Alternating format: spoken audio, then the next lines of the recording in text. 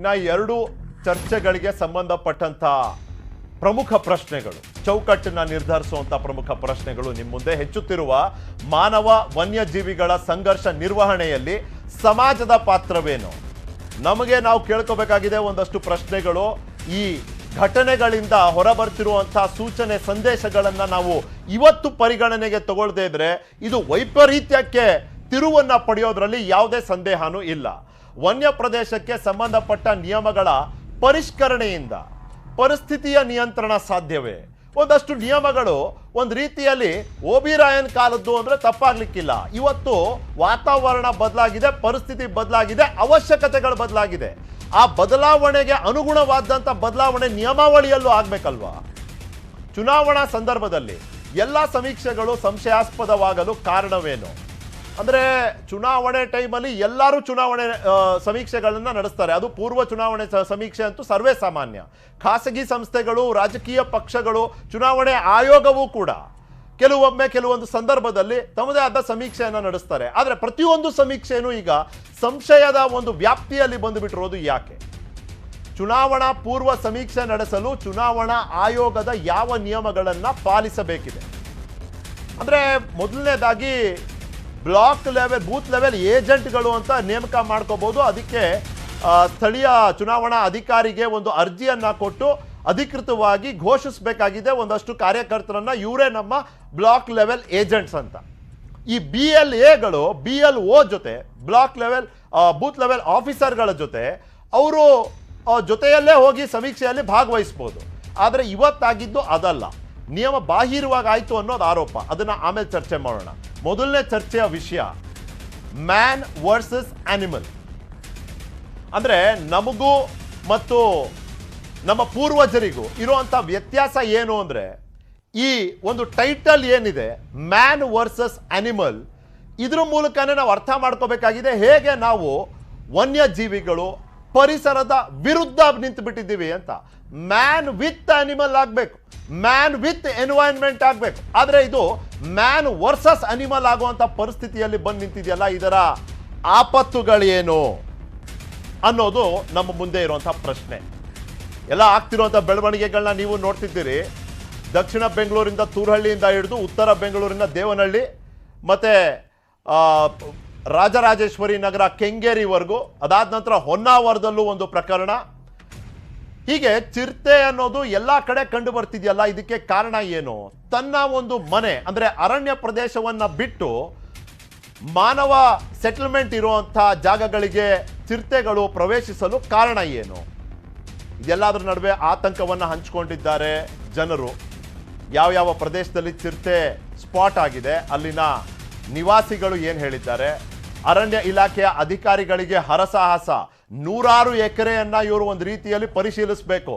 ಇರೋದು ಕೆಲವೇ ಸಿಬ್ಬಂದಿ ವರ್ಗದವರು, ಅವ್ರ ಕೈಯಲ್ಲಿರೋದು ಲಾಠಿ, ಇಂಥ ಅಸ್ತ್ರಗಳು. ಅವ್ರು ಯಾವ ರೀತಿ ತಮ್ಮನ್ನೇ ತಾವು ರಕ್ಷಣೆ ಮಾಡ್ಕೋತಾರೆ, ಯಾವ ರೀತಿ ಅಲ್ಲಿನ ಜನರನ್ನ ರಕ್ಷಣೆ ಮಾಡ್ತಾರೆ, ಏನು ಹೇಳಿದ್ದಾರೆ ಕೇಳೋಣ.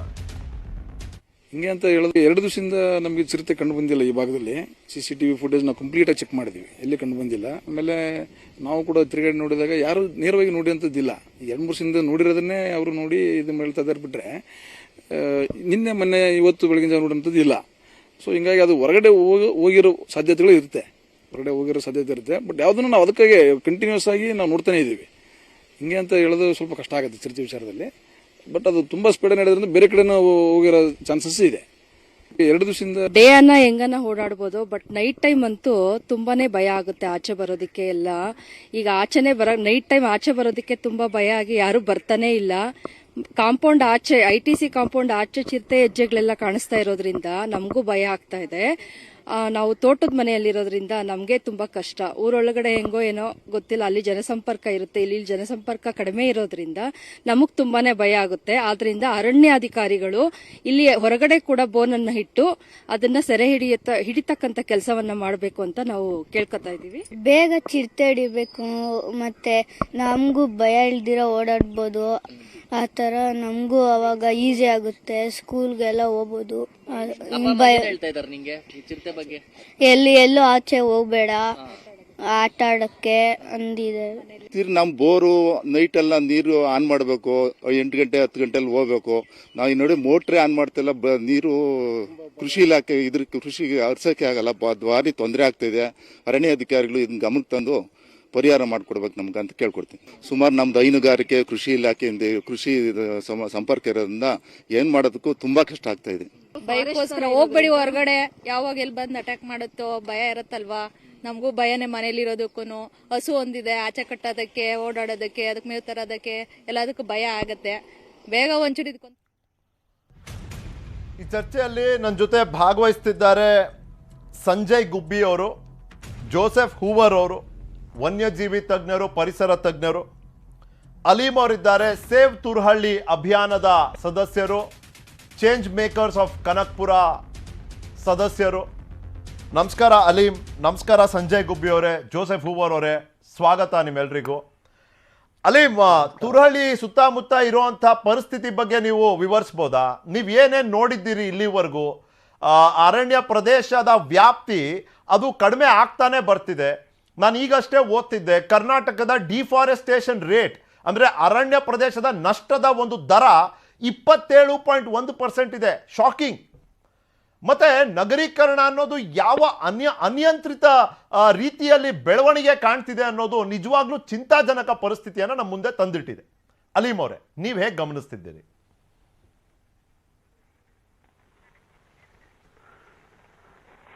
ನಮಸ್ಕಾರ ಎಲ್ಲರಿಗೂ. ಸರ್, ಇವತ್ತು ನಾವು ಬರೀ ಚಿರತೆಯನ್ನು ನೋಡ್ತಾ ಇದೀವಿ, ಅದು ನಮ್ಮ ಪುಣ್ಯ ಅಂತ ಅನ್ಕೊಬೇಕು. ಯಾಕೆಂದ್ರೆ ನಾವು 2 ವರ್ಷದ ಮುಂಚೆ ಒಂದು ಪ್ರತಿಭಟನೆ ಮಾಡಿರಲಿಲ್ಲ ಅಂದ್ರೆ ಕಾಲೇ ಜಿಂಕೆಗಳು, ಹಾವುಗಳು ಮತ್ತೆ ಬೇರೆ ಬೇರೆ ಪ್ರಾಣಿ ಪಕ್ಷಿಗಳೆಲ್ಲ ನಮ್ಮ ಮನೆಗಳ ಮುಂದೆ ಬಂದು ನಿಂತ್ಕೊಳ್ತಾ ಇದ್ವು, ನಮ್ಗೆ ಮನೆ ಕೊಡಿ ಅಂತ. ಯಾಕೆಂದ್ರೆ 2 ವರ್ಷಗಳ ಮುಂಚೆ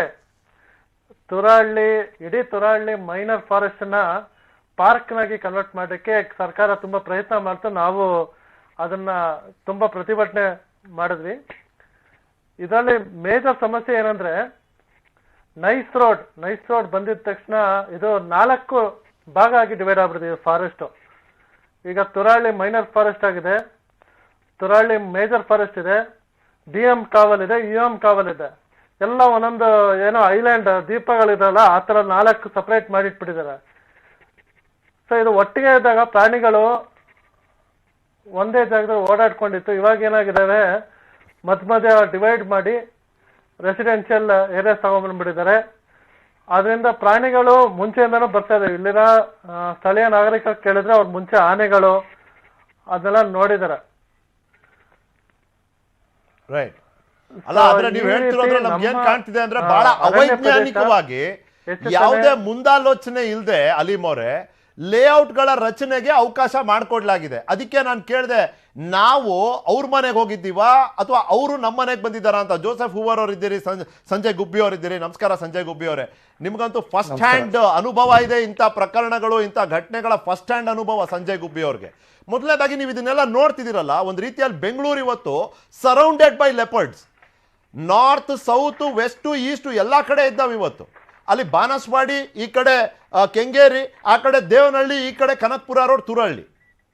so we R surrounded sir. ಇದು ಒಂದು ಕಡೆ ಒಂದು ಪ್ರಕರಣ ಅಂತಲ್ಲ. ನಿಮ್ಮ ಅನುಭವದಲ್ಲಿ ನೀವು ಇದನ್ನ ಹೇಗೆ ವಿಶ್ಲೇಷಿಸ್ತೀರಿ? ನೋಡಿ, ಇದು ಚಿರತೆಗಳು ಬೆಂಗಳೂರು ಸುತ್ತಮುತ್ತ ಕಾಣೋದು ಹೊಸ ವಿಚಾರ ಅಲ್ಲ. ಆ ತಲಾಂತರಗಳಿಂದ ಬೆಂಗಳೂರಿನ ಸುತ್ತಮುತ್ತ ಕುರ್ಚಲು ಕಾಡು, ಎಲೆ ಉದುರೋ ಕಾಡು, ಗುಡ್ಡ ಬಂಡೆ ಕಲ್ಲುಗಳು ಇವೆಲ್ಲ ಇದಾವೆ. ಅದರೊಳಗಡೆ ಚಿರತೆಗೆ ಸೂಕ್ತವಾದಂತಹ ಕಾಡಂದಿ, ಮುಳ್ಳುಹಂದಿ, ಮೊಲ, ಸಾರಗಗಳು, ಈ ತರ ಬಲಿ ಪ್ರಾಣಿಗಳಿದಾವೆ. ಹಾಗಾಗಿ ಚಿರತೆಗಳು ಸಾಕಷ್ಟು ಕಾಲದಿಂದ ಬೆಂಗಳೂರಿನ ಸುತ್ತಮುತ್ತ ಕಂಡು ಬರ್ತದೆ. ನಮ್ಮ ಅಧ್ಯಯನಗಳ ಪ್ರಕಾರ ಬೆಂಗಳೂರಿನ ಅಂಚಿನಲ್ಲೇ ಒಂದು 30-35 ಚಿರತೆಗಳಿದಾವೆ. ಅದರೊಟ್ಟಿಗೆ ಬೆಂಗಳೂರಿಗೆ ಅಂಟ್ಕೊಂಡಿರುವಂತಹ ಬನ್ನೇರುಘಟ್ಟ ರಾಷ್ಟ್ರೀಯ ಉದ್ಯಾನದಲ್ಲಿ ನಮ್ಮ ಅಧ್ಯಯನಗಳ ಪ್ರಕಾರ 40 ಚಿರತೆಗಳಿದಾವೆ. ಹಾಗಾಗಿ ಚಿರತೆಗಳು ಬೆಂಗಳೂರು ನಗರಕ್ಕೆ ಬಂದಿಲ್ಲ, ಬೆಂಗಳೂರು ನಗರ ಚಿರತೆಗಳ ಆವಾಸ ಸ್ಥಾನಕ್ಕೆ ಹೋಗಿದೆ. ಆದ್ರೆ ನಗರ ವ್ಯಾಪ್ತಿ ಹೆಚ್ಚಿದ ಹಾಗೆ, ಜನಸಂಖ್ಯೆ ಹೆಚ್ಚಿದ ಹಾಗೆ ವನ್ಯಜೀವಿಗಳ ನೈಸರ್ಗಿಕ ಆವಾಸ ಸ್ಥಾನ ಕಡಿಮೆ ಆಗ್ತಾ ಇದೆ. ಆ ಕಡಿಮೆ ಆಗ್ತಾ ಇರೋದ್ರ ಒಟ್ಟಿಗೆ ಇನ್ನೊಂದು ಬದಿಯಲ್ಲಿ ವನ್ಯಜೀವಿ ಸಂರಕ್ಷಣಾ ಕಾಯ್ದೆ ಮತ್ತು ಇತರ ಕಟ್ಟಳೆಗಳಿಂದ ವನ್ಯಜೀವಿಗಳ ಸಂಖ್ಯೆ, ಅದರಲ್ಲೂ ಕೆಲವು ವನ್ಯಜೀವಿಗಳ ಸಂಖ್ಯೆ ಜಾಸ್ತಿ ಆಗಿದೆ. ಉದಾಹರಣೆಗೆ ಚಿರತೆಗಳ ಸಂಖ್ಯೆನೂ ಸಹ ಸಾಕಷ್ಟು ಇದೆ. ಮತ್ತೆ ಚಿರತೆಗಳು ಕಾಡಿಗೆ ಮಾತ್ರ ಸೀಮಿತವಾದಂತಹ ಪ್ರಾಣಿ ಅಲ್ಲ. ಅದು ದೊಡ್ಡ ಕಾಡಿರ್ಬೋದು, ಪುಟ್ಟ ಕಾಡಿರ್ಬೋದು, ಹುಲ್ಲುಗಾವಲಿರ್ಬೋದು, ಕುರ್ಚಲು ಪ್ರದೇಶ ಇರ್ಬೋದು, ಕೆಲವೊಮ್ಮೆ ಅವುಗಳಿಗೆ ಸೂಕ್ತವಾದ ಕಬ್ಬಿನ ಗದ್ದೆ ಇರ್ಬೋದು, ಮೆಕ್ಕೆಜೋಳದ ಹೊಲ ಇರ್ಬೋದು, ಇಂಥ ಎಲ್ಲ ಪ್ರದೇಶಗಳಲ್ಲಿ ಸಿಕ್ಕುವಂತಹ ಪ್ರಾಣಿ ಇದು. ಹಾಗಾಗಿ ಇದು ಎಲ್ಲಾ ಕಡೆ ಹೊಂದ್ಕೊಳ್ಳುತ್ತೆ. ಮತ್ತೆ ಇದಕ್ಕೆ ಒಂದು ದಿವಸದಲ್ಲಿ ಸುಮಾರು 4 kg ಮಾಂಸ ಆಹಾರ ಬೇಕಾಗ್ತದೆ. ಹಾಗಾಗಿ ಸಣ್ಣ ಪುಟ್ಟ ಪ್ರಾಣಿಗಳ ಮೇಲೇನೆ ಸಹ ಇದು ಅವಲಂಬಿತವಾಗಿ ಬದುಕಿ ಉಳಿಯಬಲ್ಲದು. ಇದೇ ಈ ಪ್ರಾಣಿಯನ್ನ ಇದರ ಬಿಹೇವಿಯರ್ ಏನಿದೆ, ಇದರ ಗಾತ್ರ ಏನಿದೆ, ಇದನ್ನ ಹೆಚ್ಚಾಗಿ ಸಂಘರ್ಷಕ್ಕೆ ಎಡೆ ಮಾಡ್ಕೊಡ್ತಿದೆ. ಅದರೊಟ್ಟಿಗೆ ನಮ್ಗೆ ವನ್ಯಜೀವಿಗಳಿಗಿರುವಂತಹ ನೈಸರ್ಗಿಕ ಆವಾಸ ಸ್ಥಾನ ಎಲ್ಲ ಕಡೆ ಕಡಿಮೆ ಆಗ್ತಾ ಇದೆ. ಹಲವಾರು ಕಾರಣಗಳಿಂದ, ಒಂದೇ ಕಾರಣ ಅಂತ ಹೇಳಲಿಕ್ಕೆ ಆಗುದಿಲ್ಲ, ಹಲವಾರು ಕಾರಣಗಳಿಂದ ಕಡಿಮೆ ಆಗ್ತದೆ. ಆದ್ರೆ ಈ ಚಿರತೆ ಸಂಘರ್ಷ ಎಲ್ಲಿ ಹೆಚ್ಚಿದೆ ಅಂತ ನೋಡಿದ್ರೆ ನಮ್ಮ ರಾಜ್ಯದಲ್ಲಿ 6 ಜಿಲ್ಲೆಯಲ್ಲಿ ಜಾಸ್ತಿ ಇದೆ. ಒಂದು ರಾಮನಗರ, ತುಮಕೂರು, ಮಂಡ್ಯ, ಮೈಸೂರು, ಹಾಸನ ಮತ್ತು ಉಡುಪಿ ಜಿಲ್ಲೆಯಲ್ಲಿ. ಅದೇ ಇತ್ತೀಚೆಗೆ ಬಳ್ಳಾರಿ ಮತ್ತು ಕೊಪ್ಪಳ, ಕೋಲಾರ ಜಿಲ್ಲೆಗಳಲ್ಲೂ ಹೆಚ್ಚಾಗಿ ಕಂಡು ಬರ್ತದೆ. ಯಾಕೆ ಇದೇ ಜಿಲ್ಲೆಗಳು ಅಂತ ಸ್ವಲ್ಪ ವಿಶ್ಲೇಷಿಸಿ ನೋಡಿ. ತುಮಕೂರಿನಲ್ಲಿ ಕಲ್ಲು ಕ್ವಾರಿ ಜಾಸ್ತಿ, ರಾಮನಗರದಲ್ಲಿ ಕಲ್ಲು ಕ್ವಾರಿ ಜಾಸ್ತಿ, ಮಂಡ್ಯದಲ್ಲಿ ಕಲ್ಲು ಕ್ವಾರಿ ಜಾಸ್ತಿ, ಬೆಂಗಳೂರು ಗ್ರಾಮಾಂತರದಲ್ಲಿ ಕಲ್ಲು ಕ್ವಾರಿ ಜಾಸ್ತಿ, ಕೋಲಾರದಲ್ಲಿ ಕಲ್ಲು ಕ್ವಾರಿ ಜಾಸ್ತಿ, ಕೊಪ್ಪಳ ಬಳ್ಳಾರಿಯಲ್ಲಿ ಗಣಿಗಾರಿಕೆ ಜಾಸ್ತಿ. ಹಾಗಾಗಿ ಚಿರತೆಗಳ ನೈಸರ್ಗಿಕ ಆವಾಸ ಸ್ಥಾನ ಯಾವಾಗ ಕಡಿಮೆ ಆಗ್ತಾ ಇದೆ, ಅವುಗಳು ಮಾನವ ವಸತಿ ಪ್ರದೇಶಕ್ಕೆ ಬರ್ಲಿಕ್ಕೆ ಪ್ರಾರಂಭ ಆಗಿದೆ. ಸಂಜಯ್ ಗುಬ್ಬಿಯವರೇ, ಇಲ್ಲಿ ನಾನು ಕೇಳೋದು ನಿವಾರಣೆನ ನಿರ್ವಹಣೆನ ಸೊಲ್ಯೂಷನ್ ಮಾಡಬೇಕಾ ಅಥವಾ ಮ್ಯಾನೇಜ್ಮೆಂಟ್ ಮಾಡಬೇಕಾ? ಯಾಕಂದರೆ ತಪ್ಪಾಗೋಗಿದೆ, ನಾವು ತಪ್ಪನ್ನ ಮಾಡಿಬಿಟ್ಟಿದ್ದೀವಿ. ನೀವು ಹೇಳಿದಾಗೆ ನಾವು ಚಿರತೆಗಳ ವಾಸಸ್ಥಳ ತನಕ ನಗರವನ್ನು ವ್ಯಾಪ್ತಿಸ್ಬಿಟ್ಟಿದ್ದೀವಿ. ಹಾಗಾಗಿ ನಾನು ಕೇಳ್ತಿದ್ದೀನಿ. ನೀವು ಹೇಳೋದು ಬಹಳ ಉತ್ತಮವಾಗಿ ಕೇಳಿದ್ರಿ ನೀವು. ಇದು ನಿರ್ವಹಣೆನ ಇದನ್ನ ತಾಳಿಕೆಯ ಮಟ್ಟದಲ್ಲಿ ನಿರ್ವಹಣೆ ಮಾಡಬೇಕು. ಯಾವಾಗ್ಲೂ ವನ್ಯಜೀವಿ ಮಾನವ ಸಂಘರ್ಷ ಇದೇನು ಹೊಸದಲ್ಲ. ಮಾನವ ಬೆಂಕಿಯನ್ನು ಕಂಡಿಡಿದಾಗ, ಜಾನುವಾರು ಸಾಕಣೆ ಮಾಡಕ್ಕೆ ಪ್ರಾರಂಭ ಮಾಡಿದಾಗ, ಕೃಷಿ ಮಾಡ್ಲಿಕ್ಕೆ ಪ್ರಾರಂಭ ಮಾಡಿದಾಗ 10-12 ಸಾವಿರದ ವರ್ಷದ ಹಿಂದಿನಿಂದನೇ ಮಾನವ ವನ್ಯಜೀವಿ ಸಂಘರ್ಷ ಪ್ರಾರಂಭ ಆಯಿತು. ಆದ್ರೆ ಇದು ಎಲ್ಲಿಗೆ ತಾಳ್ಕೊಳ್ಳುವ ಮಟ್ಟಕ್ಕೆ ಮಾತ್ರ ಸಂಘರ್ಷವನ್ನ ಮನುಷ್ಯ ತಡ್ಕೊಳ್ತಾನೆ. ನಮ್ಮ ಹಳ್ಳಿಗಳ ಕಡೆ ಹೋದ್ರೆ ಇವತ್ತು ಜನ ಅದು ಒಂದು ಜೀವ ಅಲ್ವಾ, ಅದಕ್ಕೂ ಒಂದು ಹೊಟ್ಟೆ ಇದೆಯಲ್ವಾ, ಇರ್ಲಿ ಬಿಡಿ ಅಂತ ಹೇಳ್ತಾರೆ. ಆದ್ರೆ ಅದನ್ನ ನಾವು ಹೆಚ್ಚು ಬಗ್ಸ್ಲಿಕ್ಕೆ ಹಾಕೋದಿಲ್ಲ. ಅದು ತುಂಬಾ ಬಗ್ಸಿದ್ರೆ ಮುರಿದೋಗ್ಬಿಡುತ್ತೆ. ಹಾಗಾಗಿ ಆ ಬಗ್ಗೋ ತನಕ ಮಾತ್ರ ನಾವು ಅದನ್ನ ತಾಳ್ಕೊಳ್ಬೇಕೇ ಹೊರತು ಅದಾದ್ಮೇಲೆ ಜನ ತಾಳ್ಕೊಳ್ಳೋದಿಲ್ಲ. ಹಾಗಾಗಿ ನಾವು ಸಂಘರ್ಷವನ್ನ ಇವತ್ತು ಖಂಡಿತ ನಿರ್ವಹಣೆ ಮಾಡಲೇಬೇಕಾಗಿದೆ. ರೈಟ್. ಅಲ್ಲ, ಜೋಸೆಫ್ ಹೂವರ್ ಅವರೇ, ಅರಣ್ಯ ಪ್ರದೇಶ ಇವುಗಳ ಮನೆ. ಈಗಷ್ಟೇ ಅಲೀಮ್ ಅವ್ರು ಹೇಳ್ತಿದ್ದಾರೆ, ಒಂದು ದ್ವೀಪಗಳಂತೆ ಅರಣ್ಯ ಪ್ರದೇಶವನ್ನ ಕಟ್ ಮಾಡಿ, ಪೀಸ್ ಮಾಡಿ, ಮಧ್ಯ ರೋಡ್ಗಳು ಕೊಟ್ಟು, ಲೇಔಟ್ಗಳು ಮಾಡಿ, ಮನೆಗಳು ನಿರ್ಮಾಣಕ್ಕಾಗಿ ಅನುಮತಿ ಕೊಟ್ಟು, ಅದು ಅರಣ್ಯ ಪ್ರದೇಶ. I remind you. ಮತ್ತು ಆಮೇಲೆ ಅದೇ ಅರಣ್ಯ ಪ್ರದೇಶದಲ್ಲಿ ಒಂದಾನೊಂದು ಕಾಲದಲ್ಲಿ ಓಡಾಡ್ದಂಥ ಚಿರತೆ ವಾಪಸ್ ಬಂತು. Whose fault is it, Joseph ಅವರೇ? Finally will all have to blame ourselves. ನಾವು ಸೆಲ್ಫಿಶ್ ಇಂದ ಹಾಕೊಂಡಿರೋದು. Absolutely. Plus there is no policy. Government political will ಇಲ್ಲ. ಒಂದೇನ ಮಾಡ್ಬೇಕಂದ್ರೆ, ಒಂದು ಕಾಡನ್ನ ಉಳಿಸ್ಕೋಬೇಕಂದ್ರೆ ಉಳಿಸ್ಕೋಬೇಕು. ಅದನ್ನ ಭಾಗ ಮಾಡಿ ಇವರು ಡೆವಲಪ್ಮೆಂಟ್ ಅನ್ಕೊಂಡು ಇದೇ ತರ ಮಾಡ್ಕೊಂಡ್ ಬಂದಿದ್ದು. ಪ್ರೆಸೆಂಟ್ ಸಿಚುವೇಶನ್ ಹೇಗಾಗಿದೆ ಅಂದ್ರೆ, ಮ್ಯಾನ್ ಅನಿಮಲ್ ಕಾನ್ಫ್ಲಿಕ್ಟ್ ಎಸ್ಕಲೇಟ್ ಆಗ್ತಾ ಬರ್ತಾ ಇದೆ. ಈಗ ಒಂದು ಉದಾಹರಣೆಗೆ, ನಾವೆಲ್ಲ ಈಗ ತುರಳಿ ಬಗ್ಗೆ ಮಾತಾಡ್ತೀವಿ. ಈ ಚಿರತೆನ ನಾನು 10 ತಿಂಗಳಿಂದ ನೋಡಿದ್ದೀನಿ. ನಾನು 10 months ಬ್ಯಾಕ್ ಈ ಚಿರತೆ ನೋಡಿದ್ದೀನಿ. I been following it. So it been there. ಅದ್ ಯಾರಿಗೂ ಏನು ತೊಂದರೆ ಕೊಟ್ಟಿಲ್ಲ. ಮೊನ್ನೆ ಒಂದು 10 ದಿವಸದ ಹಿಂದೆ ಸೋಮಾಪುರ ನೈಸ್ ರೋಡ್ ಜಂಕ್ಷನ್ ಹತ್ರ ಒಂದು ಕರುನ ಹೊಡೆದಿತ್ತು. ಅದನ್ನು ಗಲಾಟೆ ಮಾಡಿ ಓಡಿಸ್ಬಿಟ್ರು. ಅದು ತಿನ್ನಕ್ಕೂ ಬಿಡ್ಲಿಲ್ಲ ಅದನ್ನ. ಕೊನೆಗೆ ಈಗ ಮೊನ್ನೆ ಒಂದು ಜಿಂಕೆ ಸತ್ತಿದ್ಮೇಲೆ ಜನ ಅನ್ಕೊಂಡು ಒಂದು ಇದು ಶುರು ಮಾಡಿದ್ದಾರೆ. That is coexisted with us. ಯಾರಿಗೂ ತೊಂದರೆ ಕೊಟ್ಟಿಲ್ಲ. ಎಲ್ಲೋ ಒಂದ್ ಕಡೆ ದಾಳಿ ಆಗಿದೆ. ನಮ್ಮ ಇದ್ರು ಟಿ ನರಸೀಪುರ ಒಳಗೆ ಇಬ್ಬರು ಸಾಯಿಸಿದೆ ಒಂದು ಚಿರತೆ ಅಂದಿದ್ಗೆ ಇದು ಜಾಸ್ತಿ ಗಲಾಟೆ ಆಗ್ತಿದೆ. ಇದ್ರ ಬಗ್ಗೆ ಚರ್ಚೆ ಆಗ್ತಿದೆ. ಇದು ಏನಕ್ಕೆ ಈ ತರ ಆಗಿದೆ ಅಂದ್ರೆ, ನಾವು ಕಾಡನ್ನ ನಾಶ ಮಾಡ್ಕೊಂಡ್ ಬರ್ತಾನೆ ಇದೀವಿ. ಡಿಸ್ಪೈಟ್ ನೋಯಿಂಗ್, ಕಾಮನ್ ಸೆನ್ಸ್ ಇದ್ರೂ ನಾವು ಅದನ್ನ ಮಾಡ್ಕೊಂಡೇ ಬರ್ತಾ ಇದೀವಿ. ನಾವು ಸರ್ಕಾರಕ್ಕೆ ಯಾವಾಗದು ಕೇಳೋದು, ನೀವು ಡೆವಲಪ್ಮೆಂಟ್ ಮಾಡಿ, ಎಷ್ಟು ಮಾಡ್ಬೇಕೋ ಡೆವಲಪ್ಮೆಂಟ್ ಇರ್ಲಿ, ಕಾಡನ್ನ ಉಳಿಸಿ ಅಂದ್ರೆ ಎಲ್ಲಾ ಕಡೆನೂ ಇದೆ. ನೀವೀಗ ಬನ್ನರ್ಘಟ್ಟ ತಗೊಳ್ಳಿ ಇಶ್ಯೂ. ಎಕೋಸೆನ್ಸಿಟಿವ್ ಝೋನ್ ಡಿಕ್ಲೇರ್ ಮಾಡಿದ್ರು. ಒಂದೊಂದ್ ಕಡೆ 2.64 ಕಿಲೋಮೀಟರ್ಸ್ ಇದು ಮಾಡಿದ್ರು. ಈಗ 1 ಕಿಲೋಮೀಟರ್ ಮಾಡಿದ್ದಾರೆ. ಕೆಲವು ಕಡೆ 500 ಮೀಟರ್ಸ್ ಇಲ್ಲ. ಸೊ ಏನಾಗಿದೆ, ಅಲ್ಲಿ ಗಣಿಗಾರಿಕೆ ನಡೀತಾ ಇದೆ. This is always quarrying activity. ಆಮೇಲೆ ಅಲ್ಲಿ ರಿಯಲ್ ಎಸ್ಟೇಟ್ ಡೆವಲಪ್ಮೆಂಟ್ ಆಗ್ತಾ ಬರ್ತಾ ಇದೆ. ಸೊ ಅಲ್ಲಿರೋ ಚಿರತೆನೂ ಈ ಕಡೆ ಬರಕ್ ಶುರು ಆಗಿದೆ. ಸೊ ಇದೇನಂದ್ರೆ ಫ್ರಮ್ ಕಗ್ಲಿಪುರ, ಬನ್ನರ್ಘಟ್ಟ, ಕಗ್ಲಿಪುರ, ಇಲ್ಲಿ ತುರಳ್ಳಿ, ಈ ಕಡೆ ಬಂದು ಸಾವಂದು ದುರ್ಗ, ಆ ಕಡೆ ಹೋಗಿ ಮಾಗಡಿ ಕಡೆ ಹೋಗೋದು, ಇದೊಂದು ರೂಟ್ ಇದೆ ಅದಕ್ಕೆ.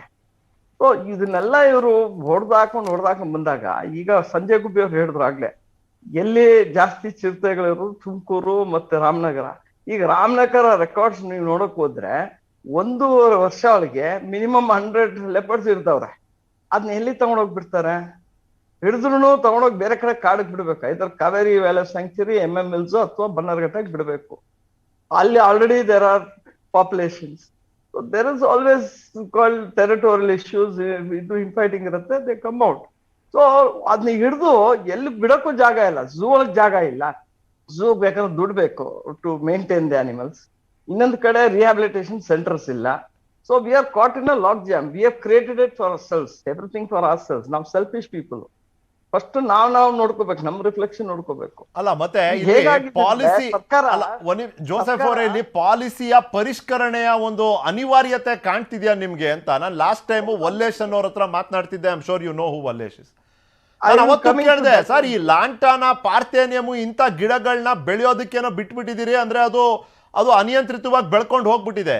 ಇವುಗಳು ಪ್ರಾಣಿಗಳಿಗೆ ಉಪಯೋಗ ಆಗುವಂತ ಗಿಡಗಳಲ್ಲ, ಅಂದ್ರೆ ಇದನ್ನ ತಿಂದು ಬದುಕೋದಿಲ್ಲ, ಜಿಂಕೆಗಳಾಗ್ಲಿ ಬೇರೆ ಯಾವುದೇ ಸಸ್ಯಾಹಾರಿ ಪ್ರಾಣಿ ಆಗ್ಲಿ. ಹೀಗಿದ್ದಾಗ ಜಿಂಕೆಗಳು ದೇ ಮೂವ್ ಅವೇ. ಈ ಜಿಂಕೆಗಳನ್ನ ತಿನ್ಕೊಂಡೆ ತಾನೆ ಬದುಕ್ತಿರೋದು ಈ ಚಿರತೆಗಳು, ಇಂಥ ಮಾಂಸಾಹಾರಿ ಪ್ರಾಣಿಗಳು. ಮತ್ತೆ ಜಿಂಕೆಗಳು ಮೂವ್ ಅವೇ ಆದಾಗ ಲೆಪರ್ಡ್ ಅದು ಎಲ್ಲೋಗುತ್ತೋ ಅಲ್ಲಿಗೆಲ್ಲೋಗುತ್ತೆ, ಅದಕ್ಕೆ ಎಲ್ಲಿ ದಾರಿ ತೋಚುತ್ತೋ ಅದು ಬರುತ್ತೆ. ಅಂದ್ರೆ ಇದನ್ನ ಕಟ್ ಮಾಡುವಂತ ಅನುಮತಿನೂ ಕೊಡೋದಕ್ಕೆ ಇವತ್ತಿನ ಅರಣ್ಯ ಸಂರಕ್ಷಣಾ ಕಾಯ್ದೆಯಲ್ಲಿ ಅವಕಾಶ ಇಲ್ಲ. ಇದನ್ನ ಕಟ್ ಮಾಡಿ ಅಟ್ಲೀಸ್ಟ್ ಒಂದು ರೀತಿಯಲ್ಲಿ ಕಂಟ್ರೋಲ್ಡ್ ಎನ್ವೈರನ್ಮೆಂಟ್ ತಂದು ಅದು ಪ್ರಾಣಿಗಳಿಗೆ ಪೂರಕ ಸಹಾಯಕವಾಗುವಂತ ಗಿಡಗಳನ್ನ ನಾವು ಅಲ್ಲಿ ನೆಟ್ಟು ಅದನ್ನ ಬೆಳೆಸಿದ್ರೆ ಸಹಾಯಕ ಆಗ್ಬೋದಾ? ಅಂದ್ರೆ ಈ ತರದ ಪರಿಸ್ಥಿತಿಯನ್ನು ನಾವು ಅವಾಯ್ಡ್ ಮಾಡ್ಬೋದಾ? ಇಲ್ಲ, ಈಗ ಆಲ್ರೆಡಿ ಶುರು ಆಗಿದೆ. ಲಂಟಾನ ರಿಮೂವಲ್ ನಡೀತಿದೆ, ನಾಗರೋಳಿ ನಡೀತಿದೆ, ಬಂದಿಪುರ ನಡೀತಿದೆ, BRT ನಡೀತಿದೆ. They are removing lantana. ಅದ್ ಬಿಟ್ರೆ ನಮ್ಗೆ ಇಪ್ಪತ್ತೋರಂ ಇದೆ. ಪ್ಲಸ್ ನಮಗೆ ಸೆನ್ನ ಸ್ಪೆಕ್ಟಬಲಿಸಮ್ ಅದು ಬಹಳ ಸ್ಪ್ರೆಡ್ ಆಗ್ತಿದೆ ಈ ನಡುವೆ. ನಾಗರೋಳಿ ಇರ್ಲಿ, ಈ ಕಡೆ ಎಲ್ಲ complete it is taking over. ಆಮೇಲೆ ಪಾರ್ಥಿನಿಯಂ ಇದೆ. ಸೊ ಈಗ ಗ್ರಾಸ್ ಲ್ಯಾಂಡ್ ಡೆವಲಪ್ಮೆಂಟ್ ಮಾಡಿ ಇನ್ವೆಸ್ಟ್ ಮಾಡಿ they are doing that. So there is an effort. ಯಾಕಂದ್ರೆ ಒಂದು ಸ್ಟಡಿ ಮಾಡಿದ್ರು, ಜಾನ್ ಸಿಂಗ್ ಮತ್ತೆ MK ಅಪ್ಪಯ್ಯ ಇಬ್ರು ಸೇರಿ ಸ್ಟಡಿ ಮಾಡಿ ಒಂದು ಕಮಿಟಿ ಒಳಗೆ ಅವರು ರಿಪೋರ್ಟ್ ಕೊಟ್ಟಿದ್ದಾರೆ. ಇಂಥದ್ದಿದೆ, what we need to do ಅಂದ್ಬಿಟ್ಟು ಅದು ಪ್ರೋಸೆಸ್ ಶುರು ಆಗಿದೆ. They are doing that. But beyond that, ಯಾಕಂದ್ರೆ ಒಂದು ಫಾರೆಸ್ಟ್ ಒಳಗೆ ಎಷ್ಟು ಕೆಪಾಸಿಟಿ ಇರೋದು ಅಷ್ಟೇ ಇರಕ್ಕಾಗೋದು animals. Beyond that they have to come out. But more importantly ಏನಂದ್ರೆ, ರೀಸೆಂಟ್ಲಿ ಈಗ ಕರ್ನಾಟಕ ಸರ್ಕಾರ ಒಂದು ಎಲಿಫೆಂಟ್ ಟಾಸ್ಕ್ ಫೋರ್ಸ್ ಮಾಡಿದ್ದಾರೆ. 8 ಮೆಂಬರ್ ಎಲಿಫೆಂಟ್ ಟಾಸ್ಕ್ ಫೋರ್ಸ್ ಮಾಡಿದ್ದಾರೆ. Hats off to them. ಅದ್ರೊಳಗೂ 4 ಜನ they are not good enough to be in that committee because they don't have field experience, wildlife experience ಇಲ್ಲ. ಹಂಗೂ ಮಾಡಿದ್ದಾರೆ. But look at the foolishness of the whole thing, the irony. ನೀವು ಒಂದ್ ಕಡೆ human elephant conflict ಕಡಿಮೆ ಮಾಡಬೇಕು, tiger ಇದು ಆಗ್ಬಾರ್ದು, ಲೆಪರ್ಡ್ ಆಗ್ಬಾರ್ದು, ಇದು ಗಲಾಟೆಗೆ ಆಗ್ಬಾರ್ದು ಅಂದ್ಬಿಟ್ಟು ಮಾತಾಡ್ತಿದ್ದೀರಾ. But at the same time ನೀವು ಕಾಡನ್ನ ಕಡ್ಕೊಂಡ್ ಬರ್ತಿದ್ದೀರಾ. You are devastating everything from the Western Ghats to the tip of our forest in Kaveri. We are destroying it. ಯಾಕಂದ್ರೆ we want development. We are talking about GDP. The greatest example ಅಂದ್ರೆ, we are in a crisis now called the what you call the extreme climate events ಆಗ್ಬಿಟ್ಟಿದೆ. Extreme Reigns, extreme heat, ಜನ suffer ಮಾಡ್ತಿದ್ದಾರೆ. ನಮ್ದ್ರೊಳಗೆ ಈಗ ಏನಂದ್ರೆ ಸರ್ಕಾರ, we have almost about 10.33 lakh hectares of deem forest. ಅದ್ರೊಳಗೆ ನಮ್ ಸರ್ಕಾರ in the cabinet they take a decision to give away 6.64 lakh hectares of forest, deemed forest to the people. Encroachers ಇರ್ಲಿ, ಅಲ್ಲಿ ಪಕ್ಕ ಇದ್ದವ್ರಿಗೆಲ್ಲ ಕೊಡ್ಬೇಕು ಅಂದ್ಬಿಟ್ಟು. ಇಂಥ ಇದು government taking a decision to have a expert committee to control man animal conflict.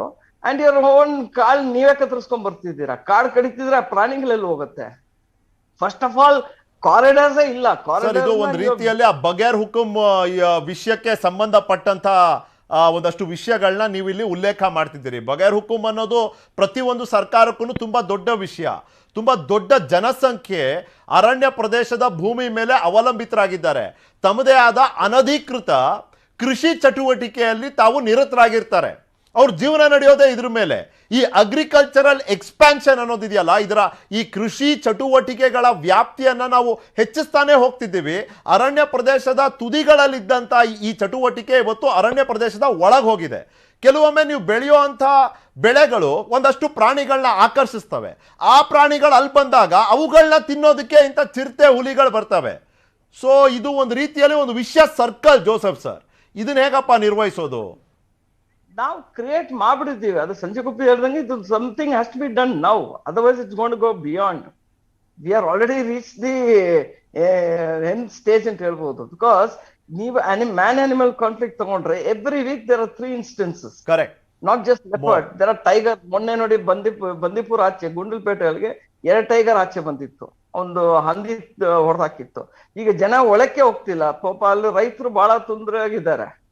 So elephants ಎಲ್ಲಾ ಕಡೆನೂ ಇದೆ. ನೀವು ತಗೊಳ್ಳಿ, ಹಾಸನ್ ತಗೊಳ್ಳಿ, ಮೊನ್ನೆ ಒಬ್ಬರು ಮೂಡಿಗೆರೆ ಹತ್ರ ಸಾಯಿಸ್ತಂದ್ರೆ ಜನ ಹೋಗಿ ಫಾರೆಸ್ಟ್ ಡಿಪಾರ್ಟ್ಮೆಂಟ್ ಅಟ್ಯಾಕ್ ಮಾಡ್ತಾರೆ. ಫಾರೆಸ್ಟ್ ಡಿಪಾರ್ಟ್ಮೆಂಟ್ ಹಿಡಿತಿದ್ದಾರೆ elephants. So you go across to Kodagu, you come across to every area, ಇದೇ ಸಿಚುವೇಶನ್ ಇದೆ. So how are we gonna solve this? So ಒಂದು the best way to get the corridors back, to reestablish the fragmented corridors ಹೆಂಗಾರು ಅವರು ವಾಪಸ್ ಮಾಡಬೇಕು. That could be one solution. Otherwise, beyond that, the animal population is increasing. With the protection, government has done a lot of work, forest department, protection is there. Now, animal density, population density is increased. But ಅದು ಎಲ್ಲಿ ಇರತ್ತೆ? ಇರೋದೇ ಒಂದು forest, ಒಂದು ಮನೆ ತರ, ಅದ್ರಲ್ಲಿ ಎಷ್ಟೊಂದು ಉಳ್ಕೊಳ್ಳುತ್ತೆ, ಆಚೆ ಬರಲೇಬೇಕು. So you are destroying their own forest and you want to create a situation to fool the people by saying, ನಾವು ಮ್ಯಾನ್ ಅನಿಮಲ್ ಕಾನ್ಫ್ಲಿಕ್ಟ್ ಗೆ ನಾವು ಸೀರಿಯಸ್ ಆಗಿ ಅಪ್ರೋಚ್ ಮಾಡ್ತಾ ಇದೀವಿ ಅಂದ್ಬಿಟ್ಟು. So government has to be serious about this and sir, ಸಾಕು, ಕಾಡ್ ಕಡ್ದಿ ಹಾಳು ಮಾಡಿದ್ ಸಾಕಾಗಿದೆ, ಇನ್ ಮುಂದಾದ್ರೂ ಬಿಡ್ಬೇಕು. ಈಗಲೂ ಅವ್ರಿಗೆ ಬುದ್ಧಿ ಬರೋಲ್ಲ ಅಂದ್ರೆ ಜೋಸೆಫ್ ಸರ್, ನಮ್ಮ ರಾಜ್ಯದ ಟ್ರೀ ಕವರ್ ಏನಿದೆಯಲ್ಲ, ಮರಗಳ ಉಪಸ್ಥಿತಿ ಮತ್ತೆ ಅದು ಎಷ್ಟು ಭೂಮಿಯನ್ನ ಕವರ್ ಮಾಡಿದೆ ಅನ್ನೋದ್ರ ಪ್ರಮಾಣ ಇಯರ್ ಆನ್ ಇಯರ್ ಪ್ರತಿ ವರ್ಷ ಕಡಿಮೆ ಆಗ್ತಾನೆ ಇದೆ. Over all primary forest area ಅಂತ ನೋಡೋದಾದ್ರೆ ಅದರಲ್ಲಿ ಆ ವಲಯದ ನಷ್ಟ ಅಂದರೆ ಕಳೆದು ಹೋಗ್ತಿರುವಂಥ ಅರಣ್ಯ ಪ್ರದೇಶ ಅದು ಅಟ್ ದ ರೇಟ್ ಆಫ್ 27.1% ಇದೆ. ಕರ್ನಾಟಕ, ಕೇರಳ 2 ರಾಜ್ಯಗಳನ್ನ ಸೇರಿಸಿದ್ರೆ ಅತಿ ಹೆಚ್ಚು ಅರಣ್ಯ ಪ್ರದೇಶ ನಷ್ಟ ಆಗಿರುವಂಥ ಈ 2 ರಾಜ್ಯಗಳು. ಸಂಜಯ್ ಗುಬ್ಬಿ ಅವ್ರಿಗೆ ನಾನು ಕೇಳೋದಕ್ಕೆ ಬಯಸ್ತೀನಿ, ಒಂದು 5 ಪ್ರಮುಖ ಕಾರಣಗಳು ಅಂತ ನಾವು ಪಟ್ಟಿ ಮಾಡೋದಾದರೆ ಯಾಕೆ ಮಾನವ ಮತ್ತು ವನ್ಯಜೀವಿಗಳ ಸಂಘರ್ಷ, ಇಂಥ ಪ್ರಕರಣಗಳು ಸಂಖ್ಯೆಯಲ್ಲಿ ಹೆಚ್ಚುತ್ತಾನೆ ಇದೆ ಅಂತ ಆ 5 ಇದು ಆಗಿರ್ಬೋದಾ? ಹೇಗೆ ಪ್ರಭಾವಿಸ್ತಿದೆ ಈ ಎಲ್ಲ ಕಾರಣಗಳು ಅಂತ ನಾನು ನಿಮ್ಮ ಮುಂದೆ ಕೇಳೋದಕ್ಕೆ ಬಯಸ್ತೀನಿ. ಒಂದು, ಕೃಷಿ ಚಟುವಟಿಕೆಯ ವ್ಯಾಪ್ತಿಯನ್ನು ಪ್ರತಿ ವರ್ಷವೂ ಹೆಚ್ಚಿಸ್ತಿರುವಂಥದ್ದು ಅರಣ್ಯ ಪ್ರದೇಶದ ಮತ್ತಷ್ಟು ಒಳ ವಲಯಕ್ಕೆ ತಗೊಂಡು ಹೋಗ್ತಿರೋದು ಫಸ್ಟ್ ಪಾಯಿಂಟ್. ಸರ್ ಸಂಜಯ್ ಗುಬ್ಬಿ ಅವರೇ ಪ್ಲೀಸ್.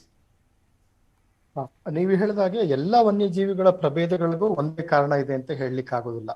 ಯಾಕಂದ್ರೆ ಆನೆಗಳಿಗಿರುವಂತಹ ಸೊಲ್ಯೂಷನ್ ಏನಿದೆ ಅದು ಚಿರತೆಗಳಿಗಾಗೋದಿಲ್ಲ. ಚಿರತೆಗಳಿಗಿರೋ ಸೊಲ್ಯೂಷನ್ ಏನಿದೆ ಅದು ಕಾಡಹಂದಿಗಾಗೋದಿಲ್ಲ. ಕಾಡಹಂದಿಗಿರೋ ಉತ್ತರಗಳು ಮಾನವ ಮತ್ತು ಮಂಗಗಳ ಸಂಘರ್ಷಕ್ಕಾಗೋದಿಲ್ಲ. ಹಾಗಾಗಿ ಸಾರಾಸಗಟಾಗಿ ಎಲ್ಲದಕ್ಕೂ ಒಂದೇ ಉತ್ತರ ಹೇಳಲಿಕ್ಕಾಗೋದಿಲ್ಲ. ಆದ್ರೆ ಕೆಲವು ಮೂಲಭೂತವಾದ ತೊಂದರೆಗಳಂದ್ರೆ ಒಂದಂತೂ ನೈಸರ್ಗಿಕ ಆವಾಸ ಸ್ಥಾನದ ನಾಶ. ಅದ್ರ ಬಗ್ಗೆ ಇವಾಗ ಉದಾಹರಣೆಗೆ ಚಿರತೆ ಬಗ್ಗೆ ಹೇಳಬೇಕು ಅಂದ್ರೆ ನಾನು ಆಗ್ಲೇ ಹೇಳಿದ್ನಲ್ಲ, ಗಣಿಗಾರಿಕೆ ಮತ್ತು ಕಲ್ಲು ಕ್ವಾರಿ ನಡೆಯುವಂತ ಪ್ರದೇಶದಲ್ಲಿ ಹೆಚ್ಚಾಗಿ ಚಿರತೆಗಳ ಸಂಘರ್ಷ ನಡೀತಾ ಇರೋದು. ಹಾಸನ ಜಿಲ್ಲೆಯಲ್ಲಿ ನೀವು ನೋಡಿದ್ರೆ ಆನೆಗಳ ಸಂಘರ್ಷ ಆಗ್ತಾ ಇರೋದು ನೋಡಿದ್ರೆ ಅಲ್ಲಿ ಸಾಕಷ್ಟು ಮಿನಿ ಹೈಡಲ್ ಪ್ರಾಜೆಕ್ಟ್ಗಳು ಅಥವಾ ಮಿನಿ ವಿದ್ಯುತ್ ಶಕ್ತಿ ಪ್ರಾಜೆಕ್ಟ್ಗಳು ಬಂದ ನಂತರ ಅಲ್ಲಿನ ಸಂಘರ್ಷ ಬಹಳ ಜಾಸ್ತಿ ಆಯ್ತು. ಅಲ್ಲಂತೂ ಆನೆಗಳು ಇವಾಗಿರೋದು ಕಾಡೇ ಇಲ್ಲ, ಅಲ್ಲಿ ಆನೆಗಳಿರೋದು ಹೆಚ್ಚಾಗಿ ತೋಟಗಳಲ್ಲಿ, ಗದ್ದೆಗಳಲ್ಲಿದೆ. ಇದು ಮೊದಲನೇ ಮುಖ್ಯ ಕಾರಣ. ಎರಡನೇ ಕಾರಣ, ನಾವು ಸಂಘರ್ಷವನ್ನ ಹೇಗೆ ನಿರ್ವಹಣೆ ಮಾಡ್ತಾ ಇದ್ದೀವಿ ಅಂತನೂ ಒಂದು ಬಹಳ ಮುಖ್ಯವಾದ ಕಾರಣ ಆಗ್ತದೆ.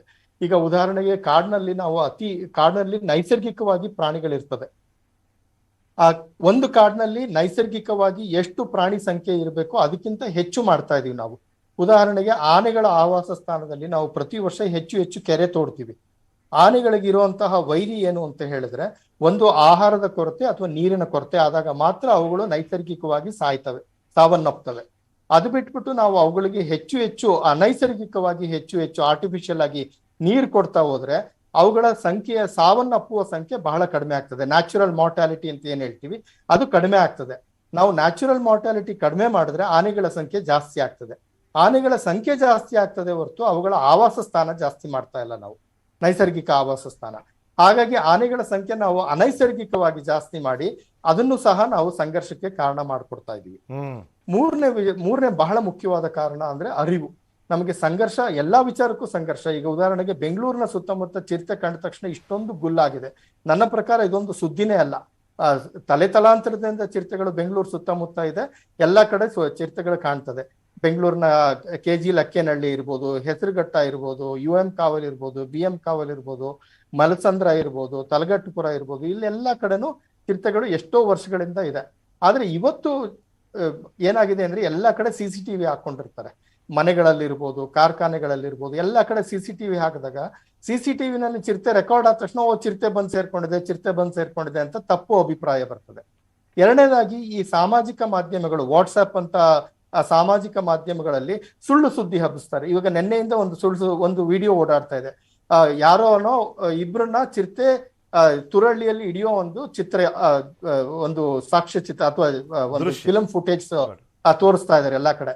ಅದೇ ಆಕ್ಚುಲ್ ಆಗಿ ಹೋದ ವರ್ಷ ಉತ್ತರಾಖಂಡದಲ್ಲಿ ನಡೆದಂತ ಘಟನೆ.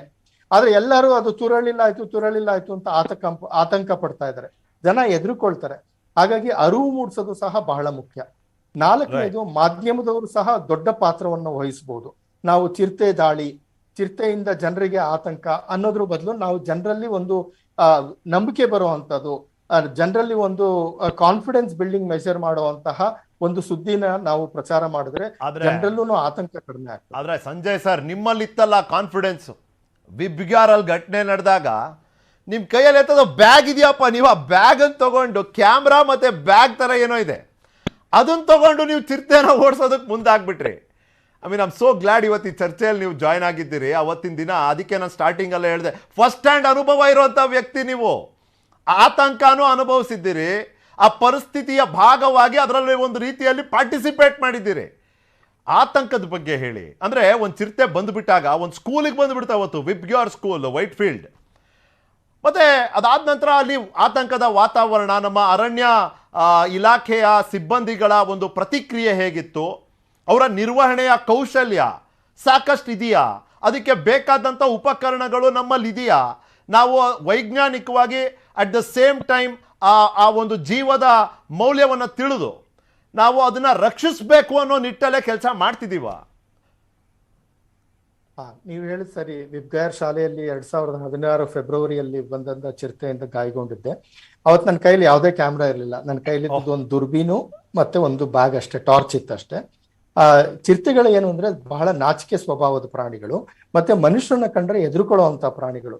ಅವತ್ತು ನನಗೆ ಅದು ಕಚ್ತಾ ಇರ್ಬೇಕಾದ್ರೆ ನಾನು ಅದಕ್ಕಿಂತ ಮೇಲ್ ನಿಂತ್ಕೊಂಡ್ಬಿಟ್ಟು ಅದಕ್ಕಿಂತ ದೊಡ್ಡದಾಗಿ ಕಾಣಿಸ್ಕೊಂಡು ನನ್ನ ಎಡಗೈನಲ್ಲಿ ತಳ್ಳಿದೆ ಅಷ್ಟೇ ಸಾಕಾಯ್ತು ನೋಡಿ ಚಿರತೆಗೆ. ಹಾಗಾಗಿ ಜನರಲ್ಲಿ ನಾನು ಮನವಿ ಮಾಡ್ಕೊಳ್ಳೋದು, ಆತಂಕ ಪಡಬೇಡಿ, ಗಾಬರಿಗೊಳ್ಬೇಡಿ. ಚಿರತೆ ಹತ್ರ ಕಂಡ್ರು ಸಹ ಓಡದಲ್ಲಿ ನಿಂತ್ಕೊಳ್ಳಿ, ಸ್ವಲ್ಪ ಸಾವಕಾಶವಾಗಿ ಹಿಂದೆ ಹೆಜ್ಜೆ ಹಾಕೊಂಡು ನಡ್ಕೊಂಡು ವಾಪಸ್ ಹೋಗಿ. ಚಿರತೆ ಅಂತೂ ನಿಮಗೆ ದಾರಿ ಬಿಟ್ಟು ಹೊರಟೋಗ್ತದೆ.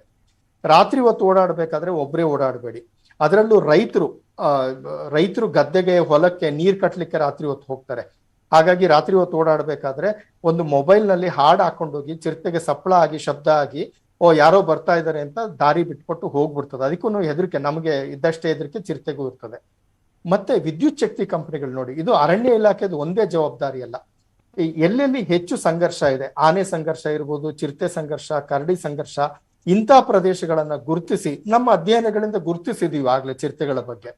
ಆ ಪ್ರದೇಶಗಳಲ್ಲಿ ರಾತ್ರಿ ಹೊತ್ತು ಬದಲು ಬೆಳಗ್ಗೆ ಹೊತ್ತು 3 ಫೇಸ್ ಕರೆಂಟ್ ಕೊಟ್ರೆ, ವಿದ್ಯುತ್ ಶಕ್ತಿ ಕೊಟ್ರೆ ಸುಮಾರು ರೈತರು ಜೀವಹಾನಿ ಆಗೋದನ್ನ ನಾವು ತಪ್ಪಿಸ್ಬೋದು. ಅವರ ಜೀವನವನ್ನ ನಾವು ಒಳ್ಳೆ ಜೀವನ ನಡೆಸುವಂತ ಪ್ರಯತ್ನ ಪಡ್ಬೋದು. ಇದು ಅರಣ್ಯ ಇಲಾಖೆ ಜವಾಬ್ದಾರಿ ಒಂದೇ ಅಲ್ಲ, ಬಹಳಷ್ಟು ಬೇರೆ ಬೇರೆ ಇಲಾಖೆಗಳ ಜವಾಬ್ದಾರಿ ಕೂಡ ಇರ್ತದೆ. PWD ಅವ್ರು ಇರ್ಬೋದು. ಎಲ್ಲೆಲ್ಲಿ ರಸ್ತೆ ಮಾಡಬೇಕು ಮಾಡಬಾರ್ದು ಅನ್ನೋದನ್ನ ಯೋಜನೆ ಮಾಡೋಕ್ಕಿಂತ ಮುಂಚೆನೆ ಅರಣ್ಯ ಇಲಾಖೆ ಒಟ್ಟಿಗೆ, ವನ್ಯಜೀವಿ ತಜ್ಞರೊಟ್ಟಿಗೆ ಚರ್ಚಿಸಿದ್ರೆ ನಾವು ಬಹಳ ಈ ತರ ಸಂಘರ್ಷದ ವಿಚಾರಗಳನ್ನ ಮತ್ತು ಸನ್ನಿವೇಶಗಳನ್ನ ಕಡಿಮೆ ಮಾಡಬಹುದು. ನಂತರ ಸಾರ್ವಜನಿಕರಲ್ಲಿ ಅರಿವು ಮೂಡಿಸೋ ಕಾರ್ಯಕ್ರಮ ನಾವು ಹೆಚ್ಚಾಗಿ ಮಾಡಬೇಕು. ಅದಕ್ಕಿಂತ ಬಹಳ ಮುಖ್ಯವಾಗಿ ವನ್ಯಜೀವಿ ಮಾನವ ಸಂಘರ್ಷವನ್ನ ತಡೆಯಲು ಅಥವಾ ಅದನ್ನ ನಿರ್ವಹಣೆ ಮಾಡಲು ಅರಣ್ಯ ಇಲಾಖೆಯಲ್ಲಿ ಒಂದು ಹೊಸ ವಿಭಾಗವನ್ನ ನಾವು ಮಾಡಬೇಕಾಗ್ತದೆ. ಅವ್ರಿಗೆ ಹೆಚ್ಚು ಸಂಪನ್ಮೂಲಗಳು, ಹೆಚ್ಚು ತರಬೇತಿ ಕೊಟ್ಟು ಹ್ಯೂಮನ್ ವೈಲ್ಡ್ ಲೈಫ್ ಕಾನ್ಫ್ಲಿಕ್ಟ್ ಸೆಕ್ಷನ್ನೇ ಮಾಡ್ಬೇಕಾಗ್ತದೆ. ಒಂದು ವಿಭಾಗನೇ ಬೇಕು ಅರಣ್ಯ ಇಲಾಖೆಯಲ್ಲಿ. ಅವರೇ ಗಿಡ ನೆಡೋದು, ಅವರೇ ವನ್ಯಜೀವಿ ಸಂರಕ್ಷಣೆ ಮಾಡೋದು, ಅವರೇ ಕಾಡಿನ ಸಂರಕ್ಷಣೆ ಮಾಡೋದು, ಪ್ರವಾಸೋದ್ಯಮ ಮಾಡೋದು ಎಲ್ಲದೂ ಮಾಡ್ಲಿಕ್ಕೆ ಆಗುದಿಲ್ಲ ಅರಣ್ಯ ಇಲಾಖೆ ಅವರಿಗೆ. ಹಾಗಾಗಿ ಅರಣ್ಯ ಇಲಾಖೆಯಲ್ಲಿ ಮಾನವ ವನ್ಯಜೀವಿ ಸಂರಕ್ಷಣೆ ನಿರ್ವಹಣಾ ತಂಡ ಅಲ್ಲ, ಒಂದು ವಿಭಾಗನೇ ಮಾಡಬೇಕು. ಅದಕ್ಕೆ ಬೇಕಾದಂತಹ ತರಬೇತಿ, ಹೆಚ್ಚಿನ ತರಬೇತಿ ಕೊಡಬೇಕು. ನಿರ್ವಹಣೆಗೆ ಬೇಕಾದಂತಹ ಸಂಪನ್ಮೂಲಗಳನ್ನ ಕೊಡ್ಲೇಬೇಕಾಗ್ತದೆ. ಇಲ್ಲ ಅಂದ್ರೆ ನಮ್ಮ ದೇಶದಲ್ಲಿ ವನ್ಯಜೀವಿ ಸಂರಕ್ಷಣೆಗೆ ಮುಂದಿನ ದಿನಗಳಲ್ಲಿ ಯಾವುದೇ ತರವಾದ ಸಾರ್ವಜನಿಕರಿಂದ ಬೆಂಬಲ ಇರೋದಿಲ್ಲ.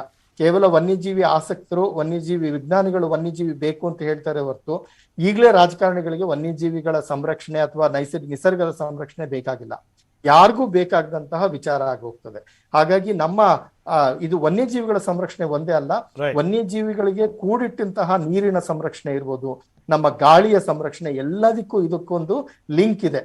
ಹಾಗಾಗಿ ವನ್ಯಜೀವಿ ಸಂಘರ್ಷವನ್ನ ನಾವು ಕಡಿಮೆ ಮಾಡೋದೇ ನಮ್ಮ ವನ್ಯಜೀವಿ ಸಂರಕ್ಷಣೆಯ ಮುಂದಿನ ದಿನದ ಒಂದು ಆಶಾಭಾವನೆ. ರೈಟ್. ಅಲ್ಲ, ಇಲ್ಲಿ ಸಮಾಜದ ಪಾತ್ರ, ಜನರಲ್ಲಿ ಅರಿವು ಮೂಡಿಸೋದ್ರ ಮಹತ್ವದ ಬಗ್ಗೆ ನೀವು ಪದೇ ಪದೇ ಹೇಳ್ತಿದ್ದೀರಿ.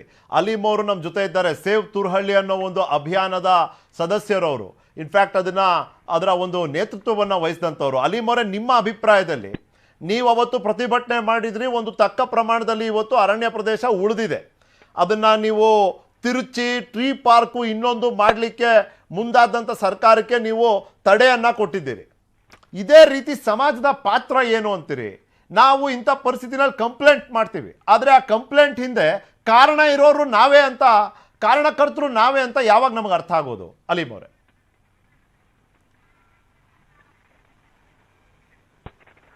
ಖಂಡಿತವಾಗ್ಲೂ ಸಮಾಜದ ಪಾತ್ರ ತುಂಬಾ ಮಹತ್ವದಾಗಿದೆ. ಅದೇ ಸಂಜಯ್ ಗುಬ್ಬಿ ಅವ್ರು ಮಾತಾಡ್ಬೇಕಾದ್ರೆ ಹೇಳ್ತಾ ಇದ್ರು, 5 ಡಿಸ್ಟ್ರಿಕ್ಟ್ ಅಲ್ಲಿ ಸ್ಟೋನ್ ಕ್ವಾರಿಗಳು ತುಂಬಾ ಜಾಸ್ತಿ ಆಗಿದೆ, ಅದರಿಂದ ಪ್ರಾಣಿಗಳ ಕಾನ್ಫ್ಲಿಕ್ಟ್ ಜಾಸ್ತಿ ಆಗಿದೆ ಅಂತ. ಬೆಂಗಳೂರಲ್ಲಿ ಏನು ಅಂತ ಹೇಳ್ಬೇಕು ಅಂದ್ರೆ ಗ್ರೀಡಿನೆಸ್, ದುರಾಸೆ ಜಾಸ್ತಿ ಆಗಿದೆ, ಅದಕ್ಕೋಸ್ಕರ ಎಷ್ಟೊಂದು ಸಮಸ್ಯೆಗಳು ಕಾಣಿಸ್ತಾ ಇದೆ. ನೀವು ಹೇಳ್ತಾ ಇದ್ರೆ ಪ್ರಾಣಿ ಪೂರಕವಾಗಿ ಏನು ಎನ್ವಿರಾನ್ಮೆಂಟ್ ಕ್ರಿಯೇಟ್ ಮಾಡ್ತಾ ಇರಲಿಲ್ಲ ಅಂತ. ಸೊ ನಾವು ಇದೇ ತುರಹಳ್ಳಿ ಅರಣ್ಯ ಪ್ರದೇಶದಲ್ಲಿ ನೀರಿನ ಹೊಂಡಗಳನ್ನ ನಾವೇ ಮಾಡ್ತೀವಿ ಅಂತ ಹೇಳಿ ಓಡಾಡ್ತಾ ಇದೀವಿ. 1-2 ವರ್ಷದಿಂದ ಫಾರೆಸ್ಟ್ ಡಿಪಾರ್ಟ್ಮೆಂಟ್ ಜೊತೆಗೆ ನಾವೇ ಲೆಟರ್ ಕೊಟ್ಟು ನಾವೇ ಫಂಡಿಂಗ್ ಮಾಡಿ ನಾವೇ ಮಾಡ್ತೀವಿ ಅಂತ ಹೇಳಿದ್ರು. ಅವ್ರು ಅದಕ್ಕೆ ಮುಂದೆ ಬರೋಕ್ಕೆ ರೆಡಿ ಇಲ್ಲ. ಯಾಕಂದ್ರೆ ಪ್ರಾಣಿ ಪೂರಕ ಎನ್ವಿರಾನ್ಮೆಂಟ್ ಮಾಡಕ್ಕೆ ಅವ್ರಿಗೆ ಇಂಟ್ರೆಸ್ಟ್ ಇಲ್ಲ. ಫಾರೆಸ್ಟ್ ಡಿಪಾರ್ಟ್ಮೆಂಟ್ ಅಲ್ಲಿ ಫಂಡ್ ಇಲ್ಲದೆ ಇದ್ರು ನಾವೇ ಕೊಡ್ತೀವಿ ಅಂದ್ರು ಅದಕ್ಕೆ ರೆಡಿ ಇಲ್ಲ. ಅದೇ ರೀತಿ ನಾವು ಸಾಕಷ್ಟು ಡಿಮ್ಯಾಂಡ್ಗಳು ಇಟ್ಟಿದ್ವಿ ತುರಹಳ್ಳಿ ಪ್ರತಿಭಟನೆ ಆದಾಗ. ಅದ್ರ ಬೌಂಡ್ರಿಗಳನ್ನ ಫೆನ್ಸಿಂಗ್ ಮಾಡ್ಬೇಕು ಅಂತ ಹೇಳಿದ್ವಿ. ಬೌಂಡ್ರಿಗಳಿಗೆ ಫೆನ್ಸಿಂಗ್ ಇನ್ನೂ ಕೂಡ ಯಾವುದೇ ಕಡೆ ಮಾಡಿಲ್ಲ. ಸೊ ಅದನ್ನ ಬೇಕು ಅಂತಾನೆ ಓಪನ್ ಬಿಟ್ಟಿದ್ದಾರೆ. ಸೊ ನಾವು ಇದೇ 10 ಡಿಮ್ಯಾಂಡ್ಸ್ ಕೊಟ್ಟಿದ್ವಿ. ರೆಗ್ಯುಲರ್ ಆಗಿ ಸೆನ್ಸಸ್ ಮಾಡಿ, ಜಲಮೂಲಗಳನ್ನ ರಕ್ಷಿಸಿ, ಏನು ಅಸ್ತಿತ್ವದಲ್ಲಿ ತುರಹಳ್ಳಿ ಮರ ಉದ್ಯಾನವನ್ನು ಸುಧಾರಿಸಿ. ಅಲೀಮ್ ಅವರೇ, ನೀವು ಹೇಳ್ತಿರೋದ್ರ ಮೂಲಕ ನನಗೆ ನಮ್ಮ ವೀಕ್ಷಕರಿಗೆ ಏನ್ ಗೊತ್ತಾಗ್ಬೇಕಾಗಿದೆ ಅಂದ್ರೆ, ಒಂದು ಪ್ರಜ್ಞೆ ಇರ್ಬೇಕಪ್ಪ, ಒಂದು ಕಾಳಜಿ ಇರಬೇಕು. It's not about today. ಇದು ಇವತ್ತಿನ ಪರಿಸ್ಥಿತಿ ಅಲ್ಲ, ಇವತ್ತು ಬಂತು ಇವತ್ತು ಹೋಯ್ತು, ಬಟ್ ನಾಳೆ ಏನಾಗುತ್ತೆ, ನಮ್ಮ ಫ್ಯೂಚರ್ ಜನರೇಷನ್ಸ್ ಕತೆ ಏನು, ಇದೆಲ್ಲದರ ನಡುವೆ ಈಗಷ್ಟೇ ಬಹಳ ಚೆನ್ನಾಗಿ ಹೇಳಿದ್ರು, ಬರೀ ಒಂದು ತಂಡ ಕಟ್ಟಿದ್ರೆ ಸಾಲೋದಿಲ್ಲ, ಒಂದು ಇಡೀ ವಿಭಾಗವನ್ನೇ ರಚನೆ ಮಾಡಬೇಕಾಗಿದೆ. ಮಾನವ ವನ್ಯಜೀವಿಯ ಸಂಘರ್ಷ ಇವತ್ತಿಗೆ ಇಲ್ಲಿಗೆ ಬಂದಿದೆ ಅಂದ್ರೆ ಮುಂದಿನ ದಿನಗಳಲ್ಲಿ ಎಲ್ಲಿ ಹೋಗ್ಬೋದು ಅನ್ನೋ ಕಲ್ಪನೆ ಒಂದು ರೀತಿಯಲ್ಲಿ ಅಂಜಿಕೆ ಮೂಡಿಸುವಂತಿದೆ. ಇನ್ಫ್ಯಾಕ್ಟ್ ಅರಣ್ಯ ಇಲಾಖೆಯ ಸಿಬ್ಬಂದಿ ವರ್ಗದ ಕಾರ್ಯವೈಖರಿ ಮತ್ತೆ ಕ್ಷಮತೆ, ಇದೆರಡರ ಬಗ್ಗೆನೂ ಪ್ರಶ್ನೆ. ಆ ಪ್ರಶ್ನೆಯನ್ನ ಕೇಳಲಿಕ್ಕೆ ನಾನು ಫೋನ್ನಲ್ಲಿ ಕರೆ ಮಾಡಿದ್ದೀನಿ ಅನಂತ ಸುಬ್ರಹ್ಮಣ್ಯಂ ಅವ್ರಿಗೆ. ಅವರು ಈಸ್ ಅ ಫೋಟೋ ಜರ್ನಲಿಸ್ಟ್, ಭಾಳ ಪ್ರತಿಷ್ಠಿತ ಪತ್ರಿಕೆಗಳ ಜೊತೆ ಕೆಲಸ ಮಾಡಿದಂಥವ್ರು. ಅವತ್ತಿನ ದಿನ ಸಂಜಯ್ ಗುಬ್ಬಿ ಅವ್ರ ಮೇಲೆ ಆ ಒಂದು ದಾಳಿ ಏನಾಗಿತ್ತು ಲೆಪರ್ಡ್ದು ವೈಟ್ ಫೀಲ್ಡ್ನಲ್ಲಿ, ಅವತ್ತಿನ ದಿನ ಅವರು ಕೂಡ ಅಲ್ಲಿ ಫೋಟೋ ಅಸೈನ್ಮೆಂಟಲ್ಲಿ ಇದ್ರು. ಆಸ್ ಅ ಜರ್ನಲಿಸ್ಟ್ ಅವರು ಒಂದು ಕೆಲಸವನ್ನ ಮಾಡ್ತಾ ಇದ್ರಲ್ಲಿ. ಅನಂತವ್ರೆ, ಅಲ್ಲಿ ಹಿಡಿದ್ರಲ್ಲ ಚಿರತೆ, ಏನಾಯ್ತು ಅಂತ ನನಗೆ, ನನ್ನ ವೀಕ್ಷಕರಿಗೆ, ನನಗೆ ಮತ್ತೆ ಹೇಳಿ, ವೀಕ್ಷಕರಿಗೆ ತಿಳಿಸಿ ಹೇಳಿ, ಏನಾಯ್ತು ಅನಂತವ್ರೆ ಆ ಚಿರತೆ? ಓಕೆ, ಈಗ ಅಲ್ಲಿ ಚಿರತೆ ಇದೆ ಅಂತ ನಮಗ್ ಸುದ್ದಿ ಬಂದಿದ ತಕ್ಷಣ ನಾವು ಹೋಗಿ ನೋಡಿದ್ವಿ ಆ ಜಾಗದಲ್ಲಿ. ಫಸ್ಟ್ ನಮ್ಗಿನ್ನ ಮುಂಚೆ ಫಾರೆಸ್ಟ್ ಡಿಪಾರ್ಟ್ಮೆಂಟ್ ಅವರು ಬಂದಿದ್ರು. ಬೆಳಗ್ಗೆ 10 ಗಂಟೆಯಿಂದ ಅವರು ಹುಡುಕಿ ಮಧ್ಯಾಹ್ನದಷ್ಟೊತ್ತಿಗೆ ಅದಿಲ್ಲ ಅಂತಾನು ಡಿಸೈಡ್ ಆಯ್ತು. ಇನ್ಫ್ಯಾಕ್ಟ್ CCTV ಫುಟೇಜ್ ಎಲ್ಲ ಕಳ್ಸಿದ್ರು ಪೇರೆಂಟ್ಸ್ಗೆ ಸ್ಕೂಲ್ ಅವರು. ಸೊ ನಮ್ಮಲ್ಲಿ ಇದು ನಾವು ಡಿಜಿಟಲ್ ಇಂಡಿಯಾ ಅದು ನಾವು ವರ್ಲ್ಡ್ ಅಲ್ಲಿ ಇದು ಇದೀವಿ ಆಗಿದೀವಿ ಈಗಿದೀವಿ ಅಂತ ಹೇಳ್ಕೊಳ್ಳೋದೇ ಹೊರತು ಎಷ್ಟು ಸುಸಜ್ಜಿತವಾಗಿದ್ದಾರೆ ಅಲ್ಲಿ ಇದೆಯಾ ಇಲ್ವಾ ಅಂತ ಬೇರೆ ಎಕ್ಸೆಪ್ಟ್ ಫಾರ್ ಹ್ಯೂಮನ್ ಇಂಟೆಲಿಜೆನ್ಸ್ ಬೇರೆ ಆಲ್ಟರ್ನೇಟ್ ಇಂಟೆಲಿಜೆನ್ಸ್ ಎಷ್ಟು ಡೆವಲಪ್ ಆಗಿದೆ ಅದು ಗೊತ್ತೇ ಇರ್ಲಿಲ್ಲ. ಫಾರೆಸ್ಟ್ ಅವರು ರಿಟರ್ನ್ ಹೋಗ್ತಾ ಇದ್ರು ಇನ್ಫ್ಯಾಕ್ಟ್ ಬೈ ಮಧ್ಯಾಹ್ನ. ನಾವು ಸಿಟಿಗೆ ವಾಪಸ್ ಬಂದಾದ್ಮೇಲೆ ಗೊತ್ತಾಯ್ತು ಚಿರತೆ ಆ ಸ್ಕೂಲ್ ಒಳಗೆ ಇದೆ ಇನ್ನು ಅಂತ. ನಾವು ಹೋದಾಗ ಅಲ್ಲಿ ವ್ಯವಸ್ಥೆ ಈಗ ಫಾರೆಸ್ಟ್ ಡಿಪಾರ್ಟ್ಮೆಂಟ್ ಸ್ಕೂಲ್ ಸ್ಟಾಫ್ ಸ್ವಲ್ಪ ಜನ ಮೇಲಿಂದ ನೆಟ್ ಹಾಕ್ತಾ ಇದ್ರು. ಅಲ್ಲಿ ಒಂದು ಎನ್ಕ್ಲೋಜರ್ ಇದೆ ಅಂತ ಗೊತ್ತಾಯ್ತು. ಸರ್ ನಾವು ಮನುಷ್ಯರಿಗೆ ಈವನ್ ನಮ್ಮ ಸ್ಟ್ರೇ ಡಾಗ್ ಹೇಗೆ ಬಿಹೇವ್ ಮಾಡುತ್ತೆ ಅಟ್ ಟೈಮ್ಸ್ ಅಂತ ಗೊತ್ತಾಗಲ್ಲ. ಅಟ್ಲೀಸ್ಟ್ ಒಂದು ಚಿರತೆಗೆ ಏನ್ ಕೇಪಬಿಲಿಟಿ ಇದೆ ಅಂತ ಒಂದು ಆರ್ಡಿನರಿ ಮ್ಯಾನ್ಗಿನ್ನ ಒಂದು ಪ್ರೊಫೆಷನಲ್ಗೆ ಚೆನ್ನಾಗಿ ಗೊತ್ತಿರ್ಬೇಕು ಆಕ್ಚುಲಿ. ಅದು ಒಂದು ಎಂಟರ್ ಫೂಟ್ ಹಿಂದೆ. ಜೋರಾಗಿ ಮಾತಾಡ್ತೀರಾ, ಕೇಳ್ತಾ ಇಲ್ಲ. ಹಲೋ, ಕೇಳಿಸ್ತಾ ಇದೆಯಾ? ನೀವು ಮಾತಾಡಿ, ಆ ವಾಲ್ಯೂಮ್ ಅನ್ನ ನಾನು ಜಾಸ್ತಿ ಮಾಡಿಸ್ತೀನಿ. ನನ್ನ ಟೀಮ್ಗೆ ಅವರು ಕೇಳಿಸ್ಕೊಂಡಿದ್ದಾರೆ, ಅವ್ರು ಮಾಡ್ತಾರೆ. ಪ್ಲೀಸ್ ಅನಂತ್ ಅವರೇ ಮುಂದುವರಿಸಿ. ಓಕೆ, ಅದು ಒಂದು 8-10 ಫೀಟ್ ಹೈಟ್ ಇರೋ ವಾಲ್ ಒಂದು ಸಣ್ಣ ರೂಮ್ ಒಳಗೆ ಸಿಗಾಕೊಂಡಿತ್ತು ಆ ಚಿರತೆ. ಅಲ್ಲಿ ಸ್ಕೂಲ್ ಸ್ಟಾಫ್ ಒಂದಷ್ಟು ಜನ ನೆಟ್ ಹಾಕ್ತಾ ಇದ್ರು. ನಾವು ಎಲ್ಲ ಇನ್ನೇನ್ ಸಿಗಾಕೊಂಡ್ಬಿಡ್ಬೋದು ಅನ್ನೋವಾಗ 10 ಫೀಟ್ ಆಚೆ ಬಂದು ಅಟ್ಯಾಕ್ ಮಾಡಕ್ ಶುರು ಮಾಡ್ತು. ಇನ್ಫ್ಯಾಕ್ಟ್ ಅಲ್ಲಿ ನಿಮ್ಮ ಪ್ಯಾನೆಲ್ ಅಲ್ಲಿ ಸಂಜಯ್ ಗುಬ್ಬಿ ಅವರು ಇದ್ದಾರೆ, ಅವರು ಮಾರ್ಗದರ್ಶನಕ್ಕಂತ ಅಲ್ಲಿ ಬಂದಿದ್ದು. ಬಟ್ ಅಲ್ಲಿ ಟ್ರಾಂಕ್ಯುಲೈಸರ್ಸ್ ಮತ್ತೆ ಒಂದು ಪ್ರೊಫೆಷನಲ್ಸ್ ಏನು ಫಾರೆಸ್ಟ್ ಅಫಿಷಿಯಲ್ಸ್ ಇದ್ರು ಅವ್ರಿಗೆ ಐಡಿಯಾನೇ ಇರ್ಲಿಲ್ಲ ಯಾವ ತರ ಇದಲ್ವಾ ಸಮಸ್ಯೆ, ಇದು ಅಲ್ವಾ ಸಮಸ್ಯೆ. ನಾನು ಇದೇ ಸಮಸ್ಯೆ ಅಂತ ಹೇಳ್ತಿಲ್ಲ. ಅನಂತವ್ರೆ ಇಷ್ಟೆಲ್ಲ ಆಯ್ತಲ್ಲ, ಕಡೆಗ ಹಿಡಿದ್ರಪ್ಪ ಚಿರತೆನ, ಏನಾಯ್ತು ಅದಾದ್ಮೇಲೆ? ಅದು ಸ್ವಾರಸ್ಯಕರ. ಹೇಳಿ ನಮಗೆ, ನಮ್ಮ ವೀಕ್ಷಕರಿಗೆ ಏನಾಯ್ತು ಅದಾದ್ಮೇಲೆ? ಹಿಡಿದ್ರಲ್ಲ ಚಿರತೆನ. ಹಿಡಿದು 1 ವಾರದವರೆಗೆ ನಮಗೊಂದು ಮಾಹಿತಿ ಬಂತು. ಅದ್ರ ಮೀರ್ತಿ ಯಾವ್ದು ಹೈ ಸೆಕ್ಯೂರಿಟಿ ಎನ್ಕ್ಲೋಜರ್ ಬನ್ನೇರ್ಘಟ್ಟಲ್ಲಿ ಹಾಕಿದಾರೋ ಅಲ್ಲಿಂದನೂ ತಪ್ಪಿಸ್ಕೊಂಡು ಹೋಗಿದೆ ಅಂತ.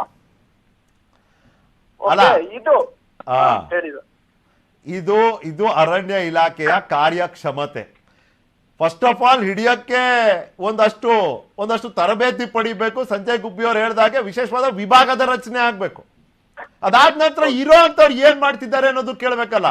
ಜನರಲ್ಲಿ ಆತಂಕ ಇದೆ, ಅವರು ಜನಾನೇ, ಅರಣ್ಯ ಇಲಾಖೆಯ ಸಿಬ್ಬಂದಿನೂ ಜನಾನೇ, ಅವ್ರಿಗೂ ಪ್ರಾಣ ಭಯ ಇರುತ್ತೆ. ಆದ್ರೆ ಅವ್ರು ತರಬೇತಿಯನ್ನ ಪಡೆದ್ರೆ ಬಹುಶಃ ಈ ಭಯ ಕಡಿಮೆ ಆಗ್ಬೋದಾ? ತರಬೇತಿ ಪಡೆದಿರೋರು ಬಂದಿದ್ದಾರೆ, ಜನರಲ್ಲಿ ಆತಂಕ ಕಡಿಮೆ ಆಗ್ಬೋದಾ? ಇದು ಪ್ರಶ್ನೆ. ನನ್ನ ಹತ್ರ ಸಮಯ ಇದ್ದಿದ್ದು ಅಷ್ಟೇ ಈ ಚರ್ಚೆಯಲ್ಲಿ. ಜೋಸೆಫ್ ಅವರೇ, ಸಂಜಯ್ ಗುಬ್ಬಿ ಅವರೇ, ಅಲೀಮ್ ಅವರೇ, ಧನ್ಯವಾದ ನಿಮ್ಮ ಸಮಯಕ್ಕಾಗಿ. ಮತ್ತೊಮ್ಮೆ ಇವತ್ತು ಆಗಿರೋದು ಒಂದು ಘಟನೆ ಅಂತ ಬಿಟ್ಟು ಬಿಡ್ಬೋದು, ಆದರೆ ಇದು ಪದೇ ಪದೇ ಮರುಕಳಿಸುತ್ತಲ್ಲ, ಅವಾಗ ಏನು ಮಾಡೋದು? ನೀರು ಇವತ್ತು ಕತ್ತಿನ ತನಕ ತಲೆ ಮೇಲೆ ಹರಿದೋದ್ರೆ ಸ್ವಲ್ಪ ಲೇಟ್ ಆಗುತ್ತಲ್ಲ. ಪ್ರಾಣಿ ಪಕ್ಷಿ ಪರಿಸರ ಇವುಗಳ ಉಳಿವಿಗಾಗಿ ನಮ್ಮಲ್ಲಿ ಇರಬೇಕು ಒಂದು ಅವಸರ. ಇಲ್ಲ ಅಂದರೆ ತಪ್ಪಿದ್ದಲ್ಲ, ಸಮಾಜದಲ್ಲಿ ಅಪಸ್ವರ ಬೇರೆ ಬೇರೆ ರೀತಿಯದ್ದು. ಇದಾಗಿತ್ತು ನನ್ನ ಮೊದಲನೇ ಚರ್ಚೆಯ ವಿಷಯ. ಎರಡನೇ ಚರ್ಚೆಯ ವಿಷಯ ಸಮೀಕ್ಷೆ ಸಮರ. ಇಲ್ಲಿವರೆಗೂ ಬಿಜೆಪಿಗೆ ಬೆರಳು ಮಾಡಿ ತೋರಿಸ್ತಿದ್ದಂಥ ಕಾಂಗ್ರೆಸ್ ಇವತ್ತು ಕಾಟ್ ಆನ್ ದ ರಾಂಗ್ ಫುಟ್ ಆಗೋಯ್ತಾ? ಕಾಂಗ್ರೆಸ್ಸಿನ ಕಾರ್ಯಕರ್ತರು ಸಮೀಕ್ಷೆ ನಡೆಸ್ತಿದ್ರಂತೆ ರಾಜರಾಜೇಶ್ವರಿ ನಗರ ವಿಧಾನಸಭೆ ಕ್ಷೇತ್ರದಲ್ಲಿ. ಅವ್ರನ್ನ ಹಿಡಿದು ಪೊಲೀಸರ ವಶಕ್ಕೆ ಕೊಟ್ಟರಂತ ಬಿಜೆಪಿ ಕಾರ್ಯಕರ್ತರು. ಇದಕ್ಕೂ ಮುಂಚೆ ಒಂದಷ್ಟು ಪತ್ರ ಬರೆಯೋದು, ದೂರು ಕೊಡೋದು, ಇದೆಲ್ಲ ಆಗಿದೆ. ವಿವರಿಸ್ತೀನಿ. ಬ್ರೇಕ್ ನಂತರ ಚರ್ಚೆ ಶುರು ಆಗುತ್ತೆ. ಸಮೀಕ್ಷೆ ಸಮರ ನೋಡ್ತೀರಿ. To the point.